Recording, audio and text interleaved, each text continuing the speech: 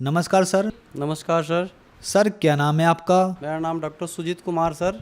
सुजीत जी आप कहाँ से हैं? मैं बिहार से रहने वाला हूँ, औरंगाबाद जिला के गोह थाना से सर। सुजीत जी संत रामपाल जी महाराज से नाम दीक्षा आपने कब ली? सर हम संत रामपाल जी महाराज से नाम दीक्षा 17 जून को लिया 2018 में। सुजीत जी संत रामपाल जी महाराज से नाम दीक्षा लेने से पहले आप क्या भक्ति साधनाएं करते थे?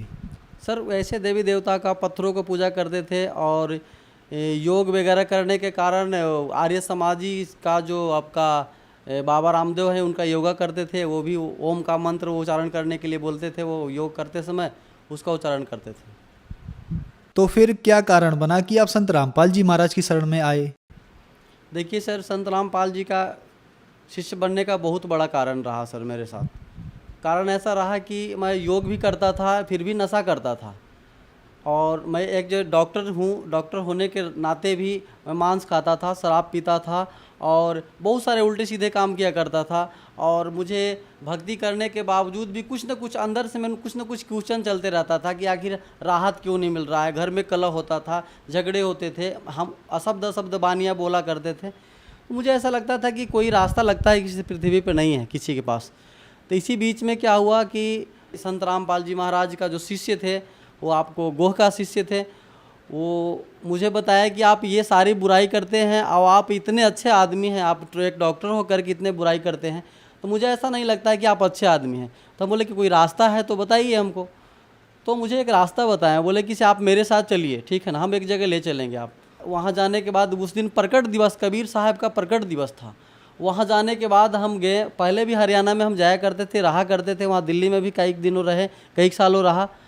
पर वहाँ एक चीज़ बहुत लाजवाब हमको देखने को लिए मिला कि इतने लोग आए हैं, लाखों की संख्या में लोग हैं, लेकिन एक भी लोग बीड़ी पीता हुआ दिखाई नहीं दे रहा। क्योंकि हम बीड़ी सिगरेट पिया करते थे, तंबाकू खाया करते थे, हम तो ढूंढ रहे हैं कहीं सिगरेट मिल जाए, कहीं तंबाकू मिल जाए, लेकिन कहीं नहीं मिला। हमें बहुत परेशानी होने लगा, बहुत परेशानी होने लगा। मुझे लगा कि इतने लोग हैं और ख़ास करके हरियाणा के लोग तो हुक्का पिया करते हैं, ये बीड़ी सिगरेट भी नहीं यहाँ मिल रहा है, तो कुछ तो बात है ज़रूर इन लोगों में। फिर और अंदर गए, बहुत सारा गेट बना हुआ था, ये गेट नंबर 1 2 3 5 कैसे कैसे करके बना हुआ था। गेट के अंदर जब प्रवेश किए तो देखे कि वहाँ पे बहुत सारे लोग खाना खा रहे हैं, और खाना खा रहे हैं, और हम लोग के पास 2 4 5 लोग अगर खाना खाते हैं कभी शादी वगैरह कुछ कामों में, फंक्शनों में, तो ये पत्तल बिखर जाते हैं, गिलास बिखर जाते हैं, जूठे बिखर जाते हैं। लेकिन इतने लोग खाना खा रहे हैं और एक भी बिखरा हुआ कहीं नहीं दिख रहा है। तो हमको ऐसा लग रहा है कि यहाँ पे कैसे लोग रहते हैं। इसके कारण से फिर उसके बाद फिर हम बोले कि नाम उपदेश कहाँ होता है, हम भी इन लोगों के साथ में ऐसा सेवा किया करेंगे जो लोग सेवा कर रहे हैं। ख़ास बात ये लगा कि ऐसे तो बहुत सारे धर्मगुरु या सत्संग सुना करते थे पहले, जैसे देवकीनंदन ठाकुर के सत्संग सुना करता था, आपका जय किशोरी के सुना करता था, चित्रलेखा के सुना करता था, आपका हेमलता शास्त्री के सुना करता था, सबके सत्संग सुना करता था टीवी पे, रोज़ सत्संग सुना करता था। हम ऐसा आदमी थे कि बिना एक दिन सत्संग सुने हुए नहीं रहा करता था। पर उसमें देखा एक खास कारण कि वो तो कहा करते थे कि कन कन में राम, लेकिन वहाँ हम अपनी आंखों से देखे, वहाँ तो सब चीज़ में राम पुकारा जा रहा है। जल भी दिया जा रहा है तो जल राम, चावल दिया जा रहा है तो चावल राम, रोटी दिया जा रहा है तो फुल्का राम, ऐसे कर करके पुकारा जा रहा है। हमें लगा कि देखो राम तो इस तरह से पुकारा जा रहा है, कन कन में राम तो यहाँ है, हम ढूंढ कहाँ रहे थे, राम तो यहाँ है। उसमें बारिश बहुत हो रहा था, लेकिन अब रहा नहीं गया हमको लगा कि हम इन लोग के साथ में शामिल हो जाएं, हम भी कुछ सेवा करें। संत रामपाल जी महाराज से फिर नाम उपदेश लिया, और नाम उपदेश ले करके और मैंने भक्ति करना शुरू किया। सुजीत जी संत रामपाल जी महाराज से नाम दीक्षा लेने के बाद आपको क्या लाभ मिले? सर लाभ तो गिनवाना शुरू करेंगे तो 24 घंटा के 48 72 घंटा भी पार कर जाएगा। बहुत सारे लाभ मिले, आज तक लाभ मिले हैं, पर मैं मोटी मोटी लाभें जो है सो मैं बता देना चाहता हूँ। सबसे बड़ा लाभ मिला कि हमारी जो पत्नी थी, बच्चा मेरा बड़ा ऑपरेशन से मेरा हॉस्पिटल में ही हुआ था, तो बड़ा ऑपरेशन होने के 2 या 3 दिन बाद वो बाहर टहलने के लिए उसको छोड़ दिए थे, टहल करके थोड़ा सा आया करो। तो टहलने के लिए तो ले गए लोग, उनकी माँ थे, उनकी बहन थे, पर वापस लाएँ तो बेड पर आते आते उसको चक्कर सा आया और गिर गया। गिर जाने के बाद वो बोलना बंद कर दी तो हमको चिल्ला करके बोले, उनकी माँ और हमारी माँ भी थी, तो बोली कि बेटा देखो ना, कुछ नहीं बोल रही है। तो हम सोचे कि देख लेते हैं, तो देखे तो बीपी वगैरह सब डाउन हो गया, बिल्कुल जीरो हो गया, पल्स वगैरह नहीं मिल रहा है, ठीक है ना, आँखें की पुतली भी बंद हो गई। हमको बहुत घबराहट सा होने लगे। तो हमारे जो सर्किल के जो डॉक्टर लोग थे, हमसे सीनियर वगैरह डॉक्टर लोग, सबको मैंने फ़ोन किया, सब एक एक करके आना शुरू किए। तो वो डॉक्टर आया करते थे, हमारी पत्नी को नब्ज देखते थे ऐसे देख करके और सब बाहर गेट से चला जाते थे। तो ऐसे चला जाता थे तो हमको ऐसा संदेह होता था कि ये आखिर क्यों बोल क्यों नहीं रहे ये लोग, कि क्या करना होगा हमको, या ऑक्सीजन देना होगा या क्या करना होगा, कोई इंजेक्शन वगैरह दवाई का भी परामर्श नहीं दे रहे। और डॉक्टर के बुलाएं तो वो लोग भी ऐसे कर रहे हैं, तो आपस में बाहर जा कर के बात कर रहे हैं, ठीक है। तो उनका चेहरा से, उनका एक्टिविटी से ऐसा पता चला कि इन लोग बोल रहे हैं कि ये ख़त्म हो गई। सर जी हम रोने लगे, रोते रोते अब लगा कि ये बचने वाला नहीं। एम्बुलेंस को फ़ोन किए तो मेरे क्लिनिक पर एम्बुलेंस आकर के लग गई। एम्बुलेंस लगने के बाद वो डॉक्टर एक बोले कि सिला दिए, जल्दी ला दिए। इतने बीच में माँ देखी जा कर के नवज, तो माँ भी, उसको भी विश्वास हो गया कि अब ख़त्म हो गई। फिर माँ क्या बोली कि बेटा से गुरु जी का एक बार पुकार लो। तो मैं संत रामपाल जी का पुकारे, गुरु जी का पुकारे, जिनसे नाम उपदेश लिया था मैंने, पुकारा। पुकारने के बाद अमृत जल मिलता हम लोग का, अमृत जल मिला था, तो वो अमृत जल दिया। क्या कहें सर जी, इतना बड़ा चमत्कार जीवन में कभी भी नहीं हम देखा था, जितना बड़ा चमत्कार हुआ था। क्योंकि हम लोग ट्रीटमेंट काफ़ी दिनों से कर रहे हैं, लेकिन ऐसा चमत्कार कभी नहीं देखा। वो दवाई से भी नहीं किया जा सकता है। अमृत जल देने के बाद मुंह में थोड़ा सा, जो कि मुंह खुल भी नहीं रहा था, वो पूरा बंद था मुंह दाव करके खोले, अमृत जल डाले, उसमें मुश्किल से आधा ढक्कन डाले होंगे। डालने संत रामपाल जी महाराज का जो चरणामृत था, अमृत था, अमृत जल उसको बोलते हैं। वो डालने के बाद क्या कहें सर जी, मतलब 1 मिनट भी नहीं हुआ ना, अब आँखें खोल दी और खोलने के बाद वो पूछने लगी कि इतना भीड़ क्यों लगा हुआ है, ठीक है। इतना बड़ा चमत्कार मेरे साथ हुआ भगत जी, सर जी, संत रामपाल जी महाराज की बदौलत। अगर संत रामपाल जी महाराज नहीं होते, उनके हम शरण में नहीं होते, तो आज हमारी पत्नी वो नहीं जीवित होती। और दूसरा लाभ मुझे मिला कि हमें बीमारी क्या था, हम इतना हेल्दी दिख रहे हैं ना, आज स्वस्थ जैसे है, पूरे स्वस्थ हैं। कई बार मैंने ब्लड डोनेट किया, पहले रक्तदान किया करते, खूब किए मैंने। लेकिन उससे पहले जब संत रामपाल जी के शरण में नहीं थे ना, उसके पहले क्या कहूँ, रक्त देना तो दूर की बात है, चक्कर आना और पीढ़ी चढ़ना, पैर हाथ खींचना, और मुझे हमेशा ब्लड की कमी रहा करता था। मेरे सर में दर्द रहता था, चिड़चिड़ा रहता था, थोड़ा सा भी कुछ बोल दिया तो उल्टा सीधा बोल दिया करते थे, एकदम पतले पतले सा रहते थे, मतलब बीमार जैसा दिखते थे। लेकिन जब से परमात्मा की शरण में, संत रामपाल जी महाराज के शरण में आया, तब से वो सारी बुराई छूट गई। और वो मैंने जो भी दाल रोटी खाना शुरू किया, सदा सदा आज मैं पहले से ज़्यादा स्वस्थ हूँ। और मेरा बीमारी जो था, उस सर में दर्द था, थोड़ा सा किताब वगैरह पढ़ता था तो वो मेरा सर में दर्द हो जाता था। तो इसका ट्रीटमेंट के लिए मैंने दिल्ली राम मनोहर लोहिया हॉस्पिटल भी गया। वहाँ मेरा एक फूफा जी हैं, वहाँ डॉक्टर हैं, वो बोले कि बेटा यहाँ पे आ जाओ।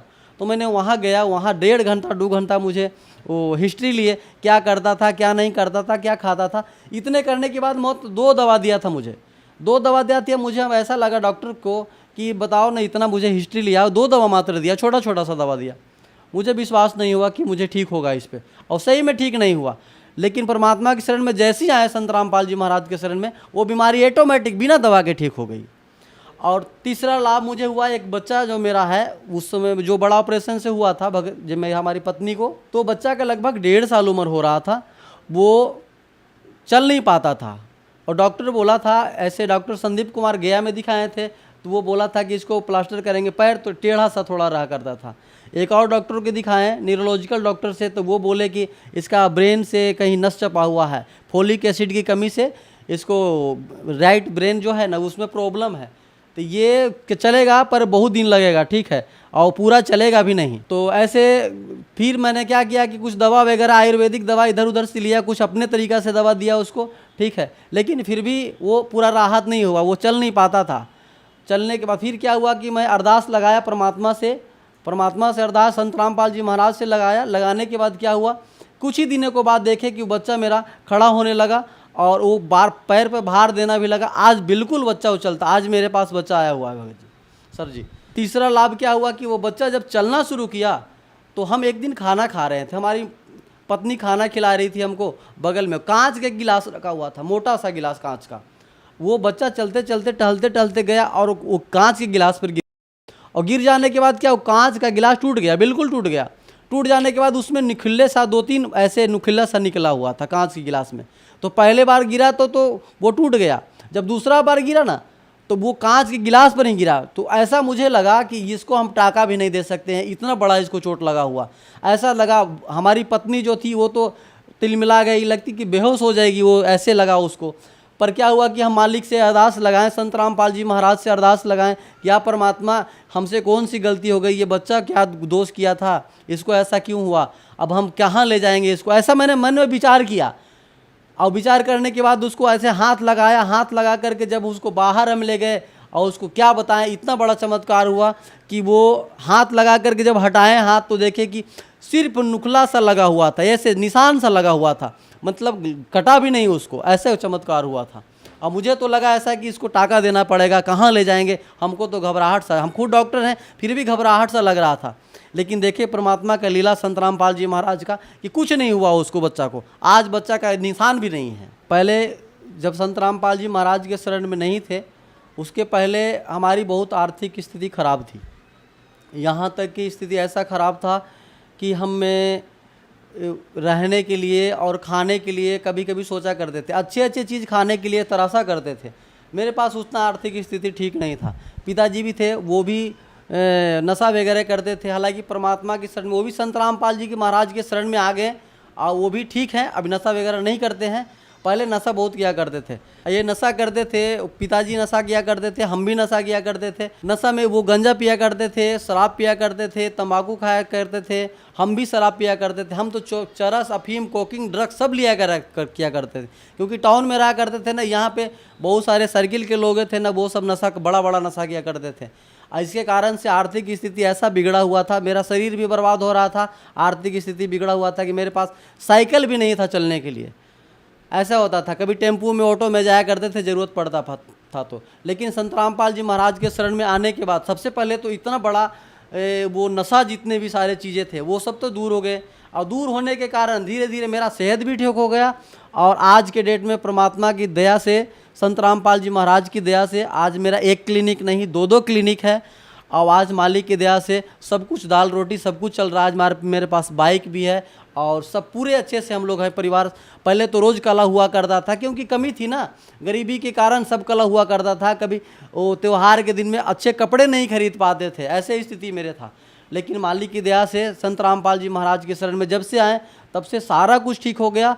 और कर्ज महाजन भी बहुत सारा लिया हुआ था, वो सब ऑटोमेटिक धीरे धीरे कमते कमते आज लगभग कम ही गया है, ना के बराबर।